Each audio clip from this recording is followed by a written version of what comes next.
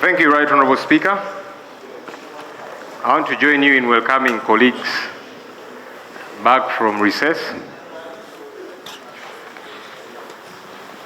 Right Honourable Speaker, quick issues for me to thrash out. Yesterday, some of our colleagues were arrested and are still in jail, together with other citizens. The mentioned colleagues are Honorable Hassan Chirumira from Katikamu South, the Honorable Charles Tebandeke, Bale County, the Honorable Francis Zake from Mitiana Municipality, and other citizens.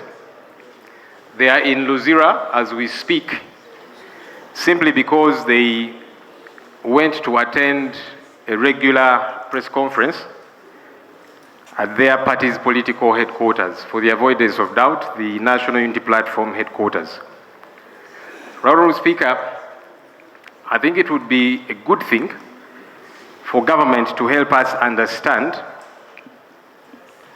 the seeming double standards there are, because several other political entities keep operating, but for some, it doesn't get to happen, to the extent that even members of parliament who are going to their party headquarters to attend a press conference, together with other people, get to be bundled up and roughed up, and they're in jail, apparently, for going to attend an unlawful assembly. I think it would be good that government helps us understand that matter.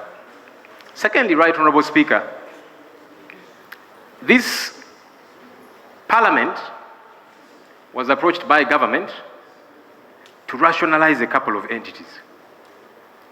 And this Parliament went through an entire process to do that. The reasoning by government was twofold. One, there's duplication of roles. There's an entity handling certain matters, another entity doing the same work, so duplication. The other reason given by government was that it was important that we save taxpayers' money. And Parliament, in many respects, listened, because it made sense, logically, politically, and otherwise. And so many entities were rationalized by this House. Right Honourable Speaker, you chaired some of those sessions. What's baffling, though, is we seem to make one step forward and then two steps forward. Backwards. Thank you. One step forward, two steps backwards. Right Honourable Speaker, recently, we saw government coming up with a new unit. Just Honourable Ssenyonyi. Honourable colleagues, today allow free sitting for colleagues who are standing. Please. Honourable Miyingo, you can sit next to Honourable Sariro. Please, free sitting. Let's continue, Honourable. Right Honourable Speaker, we have seen government recently, while we're in the process of rationalization, coming up with a new unit which they have called the State House Revenue Intelligence and Strategic Operations Unit, that was created to fight corruption in URA. We ask, is this not duplication? Because we have several anti-graft fighting entities. Why not empower them, as opposed to creating a new entity? This might not be a creature of statute, as is the case with others, but it's a full-fledged unit that's meant to have operational funds. It's meant to have a structure. Why? Government needs to help us understand, because you came here and told us, let's rationalize entities, cut down on expenditure. But you're creating new entities to do work that, in our view, should be executed by already existing entities, which we should be empowering. If we think they're not doing good enough work, if we think some of the people they are in are not competent or whatever the case might be, throw them out, replace them with those who are qualified. Why? Still on this issue, Right Honourable Speaker, the person who was appointed to lead this unit, one David Kalemera, is a convict of tax fraud, Right Honourable Speaker. I ask, are we setting a thief to catch a thief? And Right Honourable Speaker, I want to lay on table a judgment, because these are not my words. When I say he's a convict of tax fraud, I want to lay on table a judgment by a court of law in Uganda. This is Uganda versus Kalemera David and others, in which Justice Kidudu, convicted them for tax fraud. And this is, so I'm laying this on the table, right, Honorable Speaker. This is the person that's been appointed to fight corruption. He was convicted for corruption, for tax fraud. It does not make sense at all, right, Honorable Speaker.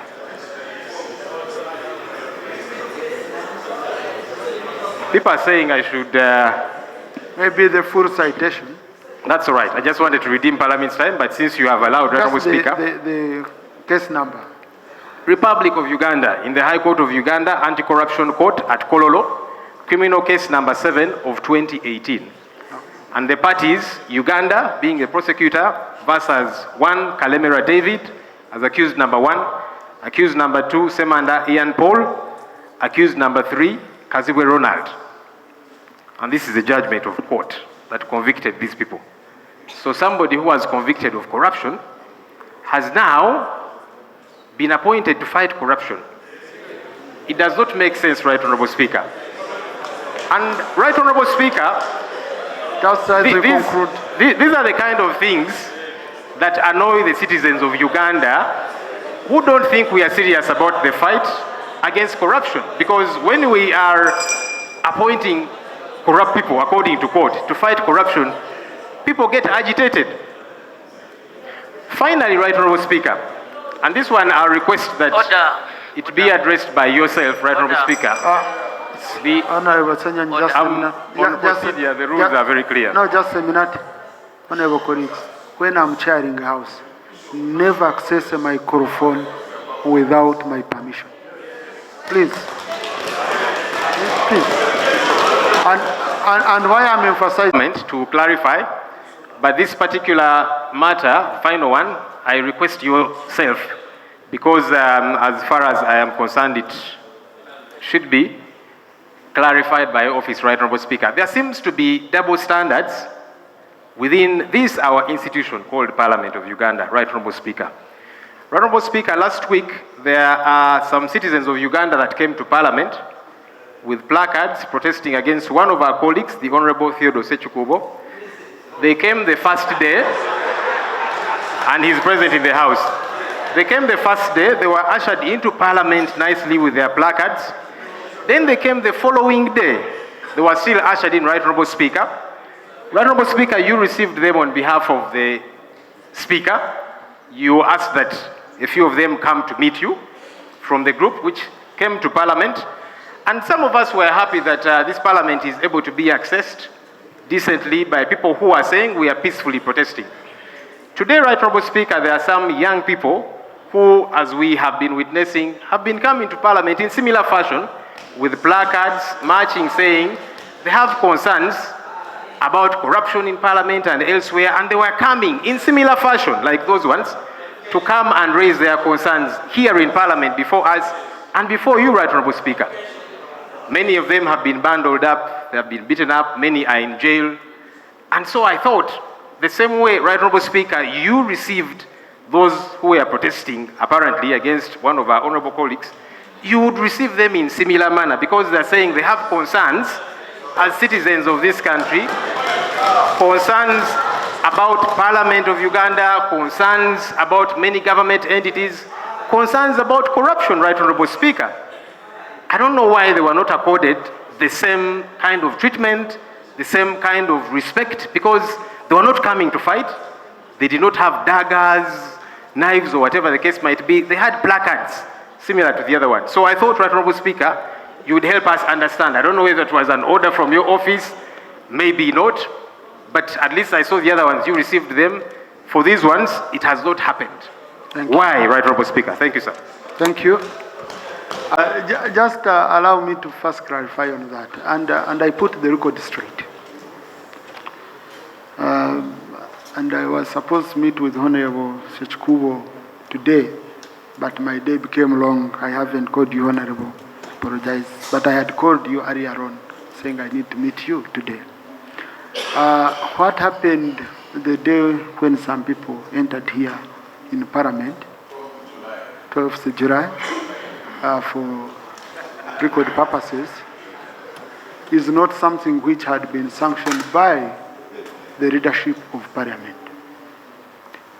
the people who came and entered, I would say it was a lapse because we had not guided security of Parliament very well on how, listen to me, yes, on processes of receiving petitions in Parliament.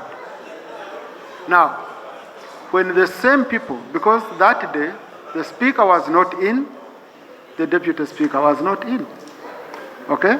And usually what happens, the security contacts whoever is in. If the Speaker is in, they will contact the Speaker. If the Speaker is not in and the Deputy is in, they will contact the Deputy. The same people returned on Monday. And when they returned on Monday, I was contacted by security that there are people, they have again returned, that they had written, now they've again returned to bring a petition. I instructed security that that's not how we operate. I told security, please, let them go outside Parliament, and 3 people, I said 3 people can bring and present a petition. And I said, I don't need cameras to receive a petition because our rules of procedure are very clear on how we process petitions. And indeed, they were complaining, saying I've not listened to them, but they chose 3 people who brought a petition, and it's in my office, and it's one of the reasons that's why I wanted to meet the Honorable Ssenyonyi, because I want to share it with him as I come here to guide on how such a petition should be processed. So, we are sorry over what happened on the 12th, that lapse, but our procedure for receiving petitions is clear. Number 2, on what's happening, which the Honorable Ssenyonyi is referring to,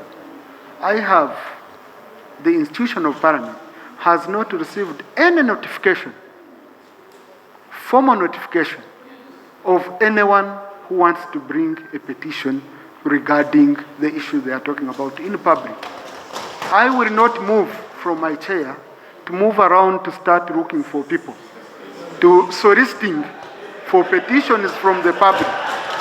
When we are a formal institution that has formal structures, I request if there is anyone, the address of Parliament is known.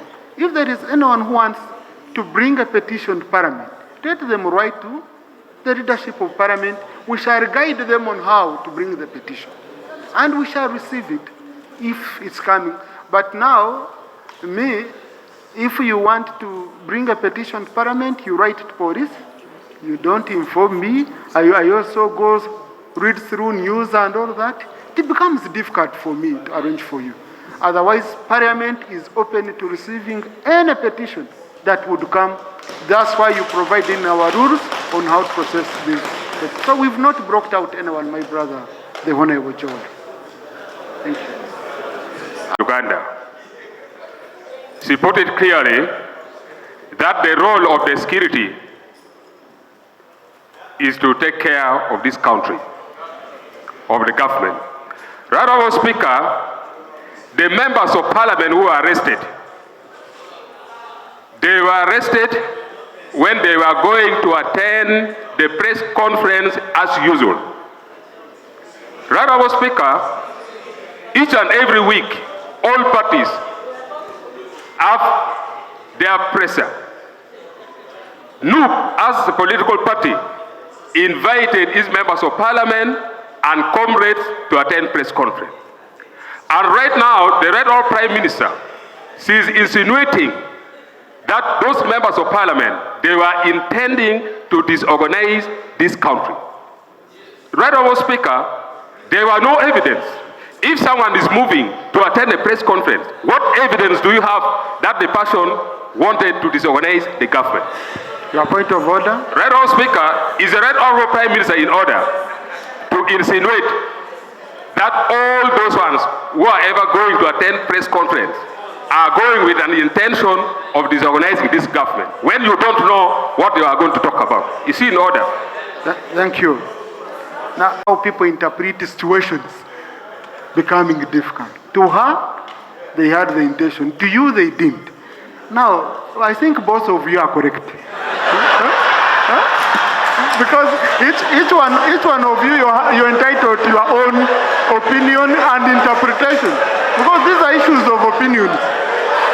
difference of opinion. So, Right Honourable Prime Minister conclude. Attorney General, you wanted to add on something? Right Honourable Speaker and colleagues, I think, Right Honourable Speaker, you have ruled quite well. And since they are both correct, the judge where the matter is will be the final arbiter. I beg to submit.